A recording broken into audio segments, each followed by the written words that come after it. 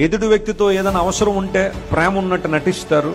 అవసరం తీరిపోయిన తర్వాత ఎంతవరకైనా తెగిస్తారు వారిని బాధ పెట్టడానికి. స్వార్థము, సంకుచిత స్వభావం పెరిగిపోతున్న ప్రపంచంలో మనం ఉన్నాం.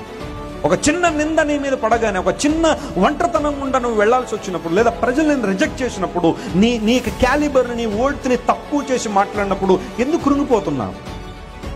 మనుషులు కాదు కదా నీకు విలువనిచ్చేది.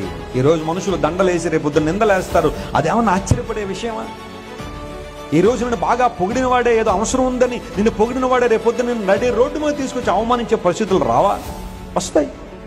మనుషుల ఒపీనియన్స్ మీద, వాళ్ళ యొక్క వ్యాలిడేషన్స్ మీద ఎందుకు నీ జీవితాన్ని కట్టుకుంటున్నావు? Trust God. నీ మీద నిందలేసి, అవమానాలేసి, భయంకరంగా నీ గురించి మాట్లాడి, నిన్ను సమాజంలో చెడ్డ చేయాలని ప్రయత్నం చేసి ఎంతో మంది నిన్ను విడిచి వెళ్ళిపోయే పరిస్థితుల్లో మనుషులందరూ నిన్ను వదిలిపెట్టి వెళ్ళిపోవచ్చు. ఇన్ఫాక్ట్ నువ్వు ఎవరినైతే ఎక్కువ ప్రేమిస్తావో, వారు లేకుండా ఉండలేని అంటావో, వారు కూడా ఏదో ఒక రోజు నిన్ను విడిచిపెట్టి వెళ్ళిపోవచ్చు, నిన్ను అవమానించే.